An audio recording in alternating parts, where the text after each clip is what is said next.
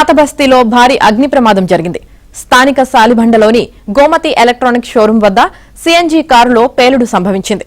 ఈ ఘటనలో సమీపంలోని షాపులకు మంటలు వ్యాపించాయి. మంటలు గోమతి ఎలక్ట్రానిక్స్ ను చుట్టుముట్టడంతో కోట్లాది రూపాయల వస్తువులు కాలి బూడిదయ్యాయి. ప్రమాదంలో సీఎన్జీ క్యాబ్ డ్రైవర్ అక్కడికక్కడే చనిపోయాడు.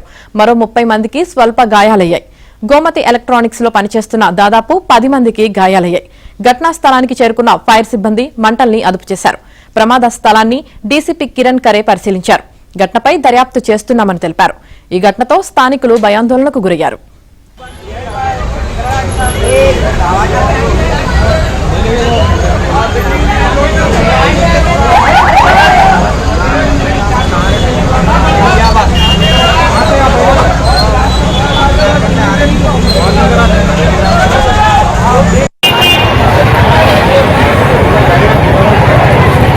స్థానిక సాలిబండలోని గోమతి ఎలక్ట్రానిక్ షోరూం వద్ద సీఎన్జీ కారులో పేలుడు సంభవించింది. ఈ ఘటనలో సమీపంలోని షాపులకు మంటలు వ్యాపించాయి. మంటలు గోమతి ఎలక్ట్రానిక్స్ ను చుట్టుముట్టడంతో కోట్లాది రూపాయల వస్తువులు కాలి బూడిదయ్యాయి. ప్రమాదంలో సీఎన్జీ క్యాబ్ డ్రైవర్ అక్కడికక్కడే చనిపోయాడు. మరో 30 మందికి స్వల్ప గాయాలయ్యాయి.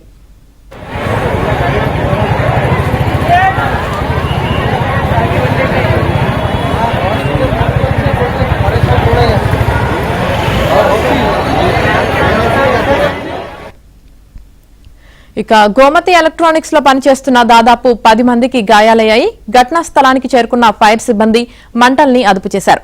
ప్రమాద స్థలాన్ని డీసీపీ కిరణ్ ఖరే పరిశీలించారు. ఘటనపై దర్యాప్తు చేస్తున్నామని తెలిపారు. ఈ ఘటనతో స్థానికులు భయాందోళనకు గురయ్యారు.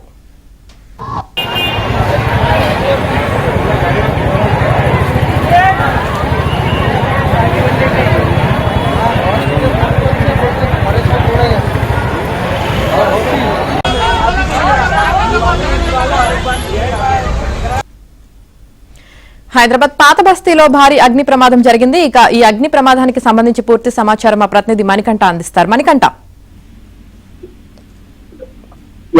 హైదరాబాద్ పాతబస్తీలో భారీ అగ్ని ప్రమాదం చోటు చేసుకుంది. నిన్న అర్ధరాత్రి సమయంలో ఈ ప్రమాదం చోటు చేసుకుంది. అయితే ఆ ఒక్కసారిగా కూడా గోమతి ఎలక్ట్రానిక్ షాప్ దగ్గర చోటు చేసుకున్న అగ్ని ప్రమాదంలో ఇప్పటికే 3 మృతి చెందినట్లుగా సమాచారం అందుతుంది. మరోవైపు అగ్ని ప్రమాదం ఎందువల్ల జరిగింది, ఏ కారణం చేత జరిగిందనే కోణంలో ప్రస్తుతం ఫైర్ అధికారులు అయితే దర్యాప్తు చేపట్టారు. ఎందుకంటే నిన్న ఒక్కసారిగా గోమతి ఎలక్ట్రానిక్స్ వద్ద ఇక్కడ ప్రమాదం జరిగిన సమయంలో అక్కడ సిఎన్జీ కారు కూడా ఉంది. అదే సమయంలో మంటలు వ్యాపించినప్పుడు ఒక్కసారిగా ఆ కారు కూడా పేలిపోయింది.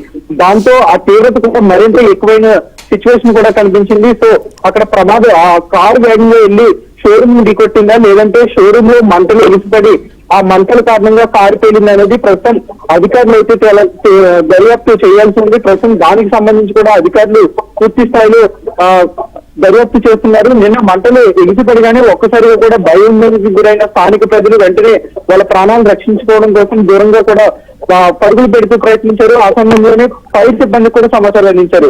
మొదటిగా 2 ఫైర్ ఇంజిన్లు ఘటనా స్థలానికి చేరుకుని మంటలు అదుపు చేసే ప్రయత్నం చేయగా, అయితే మంటల వ్యాప్తి మరింత ఎక్కువ కావడంతో మొత్తం 8 ఫైర్ ఇంజిన్లతో ప్రస్తుతం మంటలను అయితే అదుపులోకి తీసుకొచ్చారు. ఇప్పటి వరకు ఈ ఘటనలో 5గురు తీవ్రంగా గాయపడ్డారు. ప్రస్తుతం వాళ్ళకి ఉస్మానియా హాస్పిటల్లో చికిత్స అందిస్తున్నారు. Yamini. Right, thank you Manikanta.